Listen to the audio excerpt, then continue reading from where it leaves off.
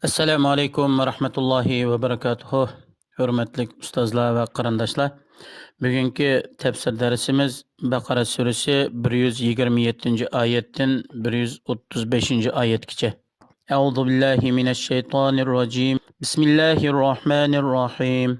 وإذ يرفع إبراهيم القواعد من البيت وإسماعيل ربنا تقبل منا إنك أنت السميع العليم ربنا واجعلنا مسلمين لك ومن ذريتنا أمة مسلمة لك وأرنا مناسكنا وتب علينا إنك أنت التواب الرحيم ربنا وابعث فيهم رسولا منهم يتلو عليهم آياتك ويعلمهم الكتاب والحكمة ويزكيهم إنك أنت العزيز الحكيم.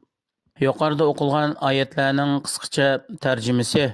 Ey payg'ambar, shuni eslagingki, o'z vaqtida Ibrohim alayhissalom va Ismoil alayhissalom Ka'baning asosini yasayotgan vaqtida bular nihoyatda tuvanchilik bilan Allohga yalvorib shundoq duo qilgan. Rabbim, bizning amallarimizni qabul qilsla. Bizning bu amallarımızın cümlesinden yani Ka'bani bina qilish sizlar bizning duoyimizni ijobat qilguchi, bizning qalbimizdagi niyatlarimizni va qilayotgan amallarimizni bilguchi. Robbim bizni sizning buyruqlarga bo'ysundigan musulmonlardan va sizlarga doim bo'ysundigan haqiqiy taqvodor kishilardan qisla. Biz sizlarga hech bir narsani shirik keltirmaymiz. Bizning avlodlarimizdanmi sizlarga bo'ysunadigan musulmonlarni qisla.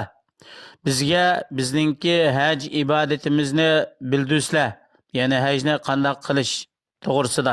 Bizningki kamchiliklarimiz va xatoliklarimizni, taat ibodatni to'liq qilolmaganlikdagi savalliklarimizni afu qilasizlar.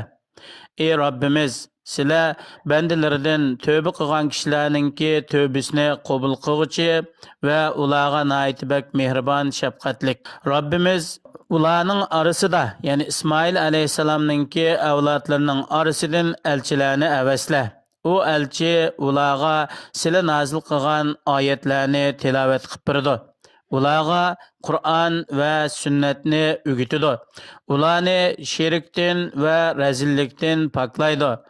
Robbimiz sizlar hammadan kuchlik, g'olib bo'lguchi, sharkatlari va ahkomlarda hikmat bilan ish qilguchi. ومن يرغب عن ملة إبراهيم إلا من سفيه نفسه ولقد اصطفيناه في الدنيا وإنه في الآخرة لمن الصالحين إذ قال له ربه أسلم قال أسلمت لرب العالمين. Yani İbrahim Aleyhisselam'ınki doğru dininden başqa dinlarga hech kim burilib ketmaydi. Yoki İbrahim Aleyhisselam'ning dinini tark qilib boshqa dinga kirib ketmaydi. Faqat o'ziga zulm qilgan, aqlsiz, nadan, chora tadbir qilolmaydigan, haqiqatni tark qilib botilga ergishadigan, o'zining havoyi havisiga rozi bo'ladigan kishilar İbrahim Aleyhisselam'ning to'g'ri dinini tashlab, boshqa botil dinlarga ergishib ketadi. Biz İbrahim Aleyhisselam'ni dünyada elçilik ve dostluk tanladık. Hakikaten İbrahim Aleyhisselam ahirette Allah buyurgan işlerini mükemmel ada qilish bilan yuqori darajalarga erishgan salih kishilarning qatoridandir. Allah Subhanahu ve Taala İbrahim Aleyhisselam'ni elçi ve do'st qilib tanladi. Ya'ni İbrahim Aleyhisselam'ninki Allohninki buyrug'iga darhol bo'ysunganlikdan. Allah Subhanahu ve Taala İbrahim Aleyhisselam'ga men uchun ibodatni xolis qilgin, taat ibodat bilan menga bo'ysung'in degan vaqtida İbrahim Aleyhisselam Robbiga javob berib, men barliq, ya'ni bandalarni yaratquchi, ularga rizq berguchi, ularning ishlarini tadbir qilguchi Allohga bo'ysundim deb javob bergan.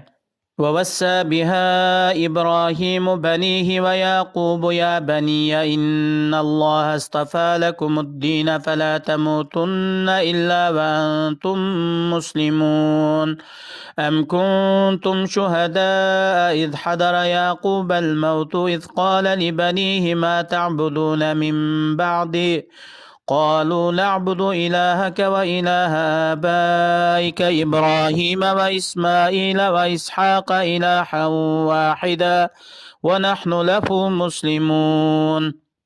İbrahim aleyhisselam özünün avlatlarına Əslamtu Rabbil Alamin, alemlerinin Rabbi boysundum degan bu söz bilan vasiyat qildi.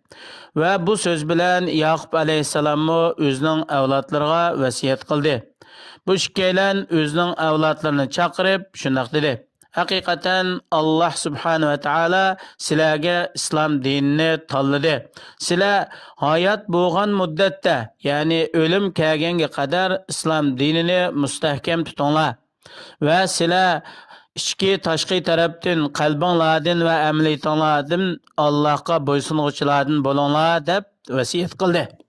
Ey Yahudiylar, sizlar Yaqub alayhissalom sakratga tushib o'lim holati kelgan vaqtida Yaqub alayhissalomninki bolalariga xabar bergan vaqtida sizlar hozir bo'lganmidinglar? U vaqtida Yaqub alayhissalom bolalaridan so'rab shundoq dedi: Men vafot bo'lgandan keyin nimaga ibodat qilasizlar? Ular otasining savoliga javob berib, sening va sening ajdodlaring Ibrohim alayhissalom, Ismoil alayhissalom, Isoq alayhissalomninki ilohi bo'lgan bir ilohga ibodat qilamiz, uningga hech narsani sherik keltirmaymiz, biz yolg'iz bir Allohga bo'ysunmaymiz deb javob berdi. تلك أمة قد خلت لها ما كسبت ولكم ما كسبتم ولا تسألون عما كانوا يعملون. Aşu yuqorida bayon qilingan kishilar bo'lsa, sizlardan ilgir o'tgan ummatlardan bir ummat. Ular o'zining dunyoda qilgan amallariga yetdi. Ularning yaxshi bo'lsin, yomon bo'lsin, qilgan amallarining jazo mukofoti va sizlarningmi qilgan amallaringlarning jazo mukofoti o'zinglar uchun bo'ladi. Sizlar ularning qilgan amallaridan savol so'roq qilinmaysizlar. Ularmi sizlarning qilgan amallaringlardan savol so'roq qilinmaydir. Hech qanday bir inson boshqalarningki xatoligi, gunohi sababidan jazolanmaydi. Balki har bir inson o'zining ilgir qilgan amallari bo'yicha jazo mukofotlanadi. Shuning uchun sizlar o'zinglarning amallaringlar bilan mashg'ul bo'linglar, sizlardan ilgari o'tgan kishilarningki amallari bilan mashg'ul bo'lmanglar. Haqiqatan bir insonga Allohning rahmatiga erishgandan keyin o'zining yaxshi amallaridan boshqa narsa manfaat bermaydi. Yuqorida o'qilgan oyatlardan ilinadigan qisqacha foydalar. Birinchisi, haqiqiy taqvodor mu'min o'zining yaxshi amallaridan mag'rurlanib ketmaydi. Balki u kishi o'zining amallarining rad qilinishi va qabul bo'lmasligidan ansiraydi. Shuning uchun Alloh subhanahu va taolodan qilgan amallarining qabul bo'lishini tilab, Allohga ko'p duo qiladi, Allohdan amalning qabul bo'lishini so'raydi. İkincisi, Peygamberlerinin atısı bo'lgan İbrahim Aleyhisselam'ın duasının berketinden Allah Subhanahu ve Teala onun duasını icabet kıldı. Allah Subhanahu ve Teala Peygamberlerinin tügencisi ve elçilerinin en ebzilini Mekke ehlinden yani İbrahim Aleyhisselam'ın evlatlarından kıldı. Üçüncüsü, İbrahim Aleyhisselam'ın dini bo'lsa, insonning to'g'ri tabiatiga muvofiq bo'ladigan sog'lom, to'g'ri dindir. Bu dindan faqat o'z tabiatining qarshisiga ish qiladigan aqlsiz, nodon kishilar yuz o'riydi, bu dinni qabul qilmaydi. Dördüncüsü, evlatlarga haqiqatga agish to'g'risida vasiyat qilishninki yo'lga qo'yilganligi va ulardan haq ustida mustahkam turish, haqiqat bo'yicha ish qilishga ahd elishning kerakligi yuqorqi oyatning mazmunidan ifodalanadi. Alloh subhanahu va taolo har birimizni to'g'ri shaklda ixlos bilan amal qilishga muyassar qilsin. Vassalomu alaykum va rahmatullohi va barakatuh.